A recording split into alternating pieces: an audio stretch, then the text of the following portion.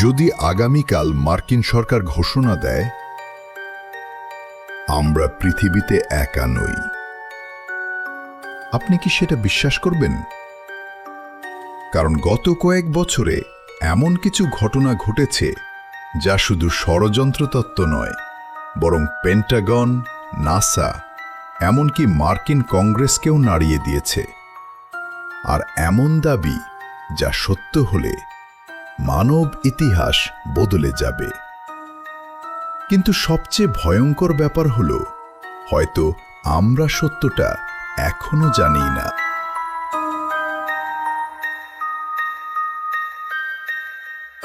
1947 সাল, Roswell, new Mexico. একটি সংবাদ শিরোনাম পুরো আমেরিকাকে নাড়িয়ে দেয়। Flying disc recovered. মার্কিন সেনাবাহিনী প্রথমে দাবি করেছিল তারা রহস্যময় উড়ন্ত বস্তু পেয়েছে। কয়েক ঘন্টা পর তারা বক্তব্য বদলে ফেলে। এটি ছিল ওয়েদার বেলুন। পরে ডিক্লাসিফাইড ডকুমেন্টস বলছে এটি সম্ভবত প্রজেক্ট মোগল। কিন্তু মানুষের সন্দেহ কখনো থামেনি। এরপর আসে এরিয়া 51, একটি মিলিটারি বেস যার অস্তিত্ব বহু বছর অস্বীকার করা হয়েছিল। পরে জানা যায় সেখানে সিক্রেট এয়ারক্রাফট টেস্ট করা হতো। কিন্তু প্রশ্ন থেকে যায়, সব সাইটিংস কি শুধু মিলিটারি টেকনোলজি, নাকি আরও কিছু?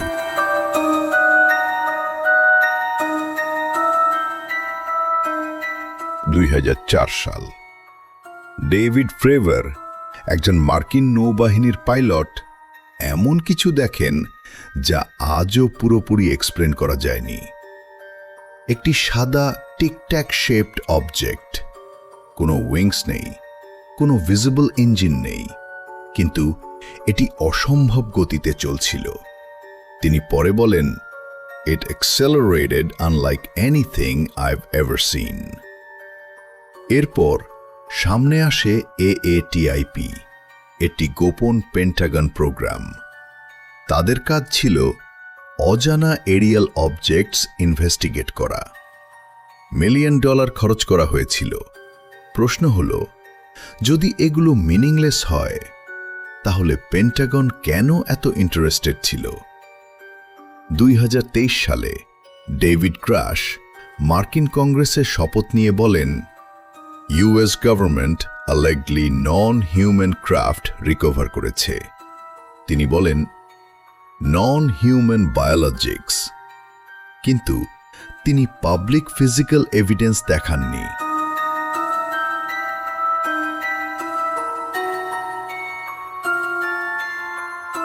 কিন্তু এখানেই গল্পটা আরও ভয়ঙ্কর হয়ে যায়।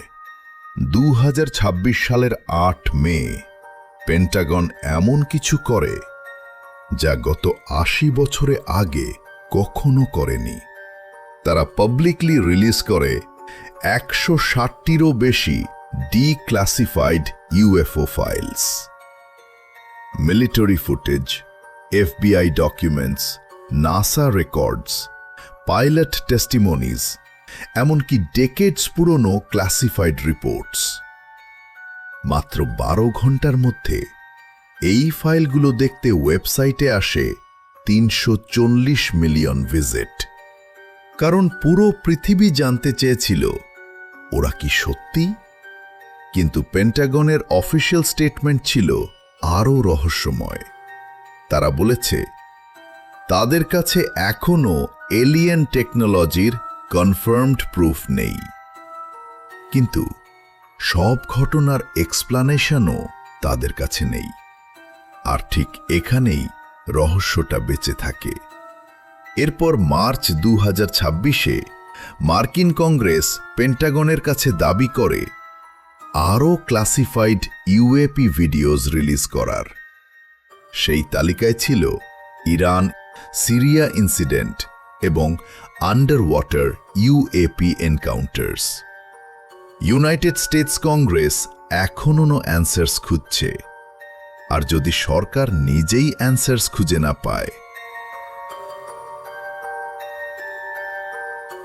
নাসা বলছে তাদের কাছে এলিয়েন এক্সিস্টেন্সের কোনো প্রুফ নেই। AARO রিপোর্টও একই কথা বলে। অনেক সাইটিংস এক্সপ্লেন করা যায়, drone, weather balloon sensor error, classified technology, কিন্তু সব না। কিছু ঘটনা এখনও আনএক্সপ্লেইনড। ফার্মি প্যারাডক্স একটি প্রশ্ন করে, যদি এলিয়েন সিভিলাইজেশন থাকে তাহলে তারা কোথায়? সেটি সিগন্যাল খুঁজছে। James Webb telescope distant planets পর্যবেক্ষণ করছে। হয়তো অ্যান্সার খুব কাছেই, হয়তো আমরা একদম একা। সবচেয়ে ভয়ঙ্কর প্রশ্ন হল, এলিয়েন আছে কিনা সেটা নয়।